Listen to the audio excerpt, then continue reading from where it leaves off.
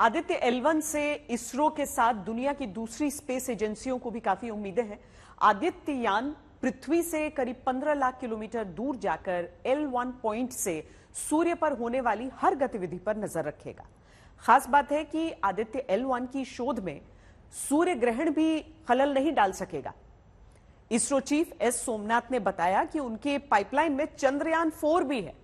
इसरो इसे लेकर भी जल्द ऐलान करेगा। वहीं आदित्य L1 के बाद इसरो का टारगेट गगनयान है, जिसे अक्टूबर के पहले हफ्ते में लॉन्च किया जाएगा।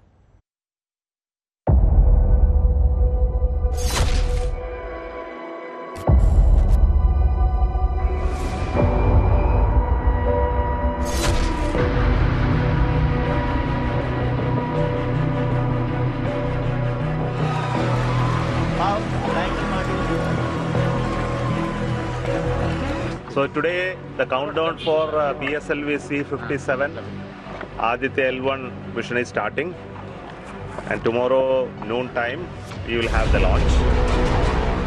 23 अगस्त चंद्रयान 3 की सॉफ्ट लैंडिंग, 2 सितंबर पहले सूर्य मिशन की लॉन्चिंग। ये 2 तारीख हिंदुस्तान के इतिहास में सुनहरे अक्षरों में दर्ज हो जाएंगी। पहली तारीख 23 अगस्त है, जब भारत चांद के साउथ पोल पर पहुंचने वाला दुनिया का अकेला देश बना था। जैसे ही हमने ये उपलब्धि हासिल की थी, इसरो के वैज्ञानिकों के साथ पूरा देश खुशी से झूम उठा था।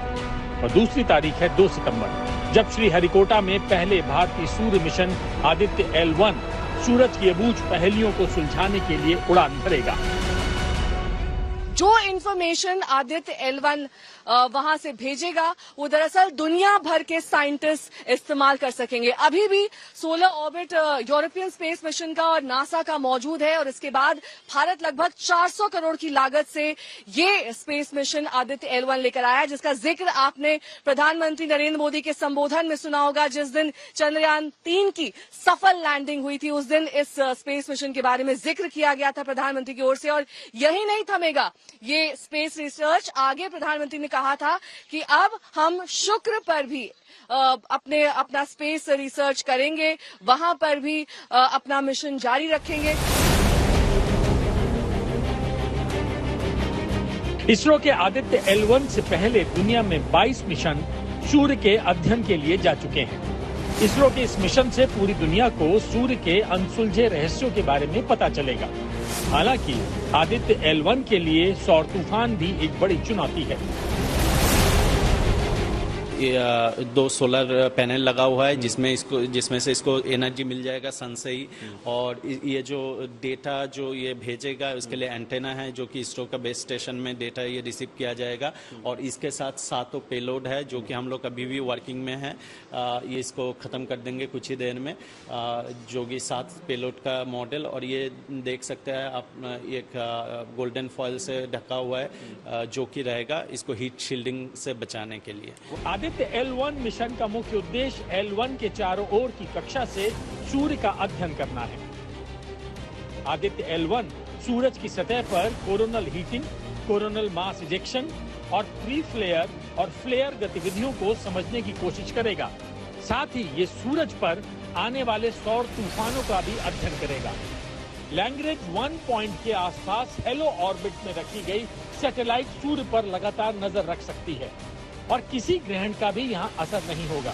इसके साथ ही कोरोना में मैग्नेटिक फील्ड, टोपोलॉजी, संरचना और उसकी उत्पत्ति के बारे में जानकारी हासिल की जाएगी।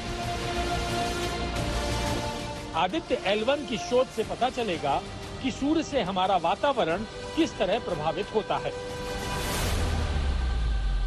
15 लाख किलोमीटर का सफर, और वहां जाके फिर हेलो ऑर्बिट में इंसर्शन, और वो हेलो ऑर्बिट का टोटल ऑर्बिट पीरियड होता है 178 डेज। तो वो पूरा फिर 127 दिन बाद उसका कार्य चालू हो जाएगा हेलो ऑर्बिट में, एक बार इंसर्ट होने के बाद। तो उसको हेलो ऑर्बिट में इंसर्ट करना एक अपने आप में बहुत ही चैलेंज है, वहाँ तक पहुँचाना एक दूसरी चैलेंज है, और उसके बाद ये ऑर्बिट इंसर्शन एक दूसरी चैलेंज है। और उसके बाद 7 पेलोड जो है उसमें वो कार्यरत हो जाएंगे। सूर्य के रहस्यों से पर्दा उठाने वाला आदित्य यान कैसे काम करेगा, अब उसको समझ लीजिए। सबसे पहले PSLV 57 रॉकेट आदित्य L1 को पृथ्वी की निचली कक्षा में पहुंचाएगा।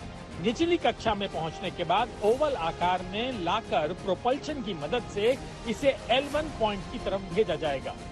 पृथ्वी के गुरुत्वाकर्षण से बाहर होने के बाद क्रूज फेज शुरू होगा और L1 के पास हेलो ऑर्बिट में प्लेस किया जाएगा। इस पूरी प्रक्रिया में करीब 4 महीने का समय लगेगा। अब सूरज के तापमान के बारे में भी समझ लीजिए। सूरज के केंद्र यानी कोर का तापमान अधिकतम 1.5 करोड़ डिग्री सेल्सियस रहता है। इस स्थान पर न्यूक्लियर फ्यूजन होता है, जिसकी वजह से सूरज के चारों तरफ आग निकलती है। सूरज की सतह से थोड़ी ऊंचाई यानी इसके फोटोस्फीयर का तापमान 5500 डिग्री सेल्सियस तक होता है। ये स्टूडेंट लोगों को समझाने के लिए एक मॉडल बनाए हैं। सन का जो फिजिक्स है वो समझाने के लिए वो भी समझेगा आदित्य L1 मिशन से कि सन का जो एक प्रॉब्लम है कोरोनल हीटिंग प्रॉब्लम, वो स्टडी किया जाएगा। ये है एकदम कोड है। ये कोड में जो है ये हम लोग दिखा रहे हैं कि ये कोड में न्यूक्लियर फ्यूजन होता है। उसके बाद न्यूक्लियर फ्यूजन से जो एनर्जी मिले वो आता है रेडिएटिव जोन के थ्रू, रेडिएशन के प्रोसेस से बाहर आता है। और उसके बाद जो है कन्वेक्शन, जो कि नॉर्मल हम जो चाय उबलता है, जो ऊपर नीचे कन्वेक्शन सेल बनता है, कन्वेक्टिव जोन इधर वाटर नहीं बल्कि प्लाज्मा जो है गर्म ऊपर आता है और नीचे जाता है, इसलिए इसको बोला जाता है कन्वेक्टिव जोन। और उसके बाद फोटोस्फीयर, जो हम लोग खाली आंखों से जो सरफेस को देखते हैं वो है फोटोस्फीयर। इसरो अंतरिक्ष की दुनिया में एक बार फिर से इतिहास रचने के बेहद करीब है और उस पल का इंतजार 140 करोड़ देशवासी दिल थाम कर रहे हैं। श्री हरिकोटा से नेहा माथम और अहमदाबाद से मिलन शर्मा के साथ अनुपम मिश्रा, कोलकाता, आज तक।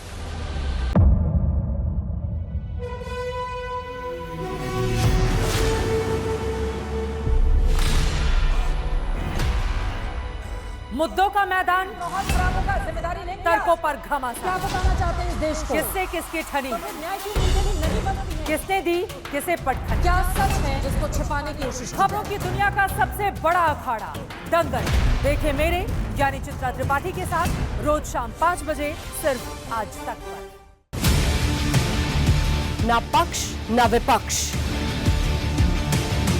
ना लेफ्ट ना राइट, ना मिर्च ना मसाला, खबरों का बोलबाला, निडर निर्भीक सबसे सटीक स्पेशल रिपोर्ट सिर्फ आज तक पर। एयर रेड के ये सायरन समय समय पर आपको सुनाई देते हैं। शौर्य की, भारत और चीन के बीच साहस की, सभी बाढ़ग्रस्त इलाकों का हवाई सर्वेक्षण किया है। सरोकार की, गाजीपुर में किसान से बातचीत करें। संघर्ष की, कश्मीर को आगे बढ़ना होगा। संयम की, भावनाएं भड़की या दंगे भड़काए गए, सवालों की, जनता के लिए, जनता के द्वारा, जनता की दस्तक। श्वेता सिंह के साथ सिर्फ आज तक पर।